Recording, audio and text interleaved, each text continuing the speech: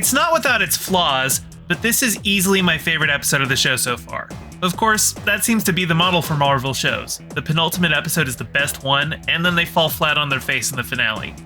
So we'll see how this goes. I'm Gayfesh, and today we'll be talking She-Hulk, Attorney at Law, Season 1, Episode 8, Ribbit and Ribbit. But before we get started, make sure to like, subscribe, and ring the bell. Spoilers ahead. Jen's newest client, Leapfrog, wants to sue his costume designer because his jet boots exploded on him, causing third-degree burns on his legs. Unfortunately, that costume designer is Luke Jacobson, who's been making all her outfits.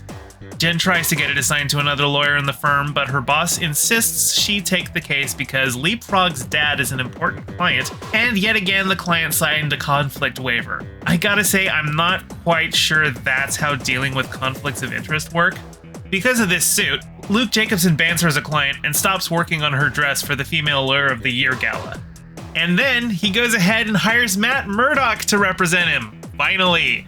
Matt not only quashes a motion to discovery on the argument that Luke's clientele are superheroes who want to protect their identity, but can smell the fuel in Leapfrog's rocket boots and gets him to reveal he was using jet fuel in direct contradiction to Luke's use instructions. So there goes that case. Matt buys Jen a drink at the local lawyer's bar, and they definitely have chemistry. Matt talks about his practice in Hell's Kitchen and how most of his work is pro bono, but he occasionally takes jobs for high-profile clients like Luke to pay the bills. Jen laments that all of her work is soulless corporate stuff, and he points out that she has superpowers, and if she wants to do some pro bono work, she might help people out in that way. She then gets contacted by the creepy superhero fetishist guy she went on a date with because he wants her to represent him in a case where he purchased a Wakandan spear at auction, but Wakanda is demanding its return because it was stolen.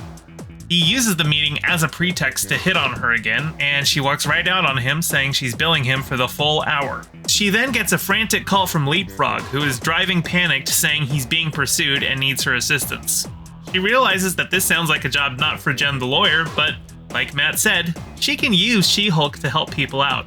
So she finally puts on the supersuit and tracks down his car to a parking garage, whereupon we learn that he's being pursued by Daredevil himself. Jen and Matt have a cool little fight while Leapfrog drives off to safety, and Matt's dodging basically all of her moves, but what he can't dodge is her thunderclap. He takes off his mask and he explains that he was after Leapfrog because he kidnapped Luke to force him to make another suit. They decide to team up and head to Luke's base of operations, where he's got about 25 henchmen or goons. They have a brief debate about the different meanings of each one. And she wants to go in Hulk smashing, but he points out he has more experience as a superhero and wants to sneak in and take them out one at a time. They cut to a shot of a bunch of hench goons in a hallway, and I know what you're doing here, show. Daredevil's single-take hallway fight is the most iconic part of his Netflix series. But you done messed up, Aaron. Instead, we get the standard punch-punch-cut editing style of movies and TV shows that don't trust choreographers and stunt performers to showcase the work. And just when we think we're getting a big awesome showdown, Jen Hulk smashes through the roof, knocking them all out in one go.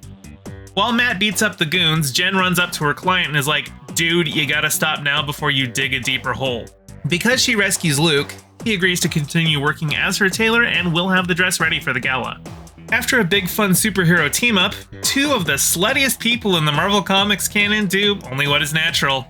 And since they went straight from the superheroics to Jen's apartment, Matt has to do the walk of shame the next morning in full Daredevil getup. I love it.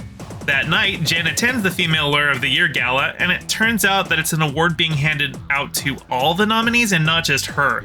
But more importantly, it looks like the whole thing was either hijacked by intelligentsia or was set up by them to start with. I'm thinking that superhero fetishist is in on it because he's at the gala.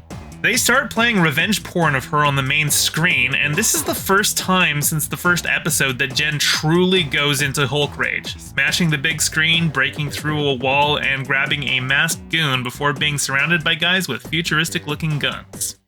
So that's an interesting cliffhanger for you. Let me know your thoughts in the comments below. I love that the lawyer's bar is called Legal Ease. Ease is in relaxation. Cute pun. Be sure to like, subscribe, ring the bell, and share the video with your friends.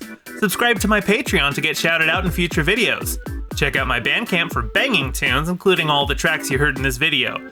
Follow me on Twitter at GayestFesh, and don't forget to check out my podcast, The Rest of Both Worlds, where I go through Star Trek The Next Generation with a friend who's never seen it. Thank you to all my patrons, with a special shout out to Piftle Cakes and Renee Vorbeck. Your support is greatly appreciated. See you all in the next video.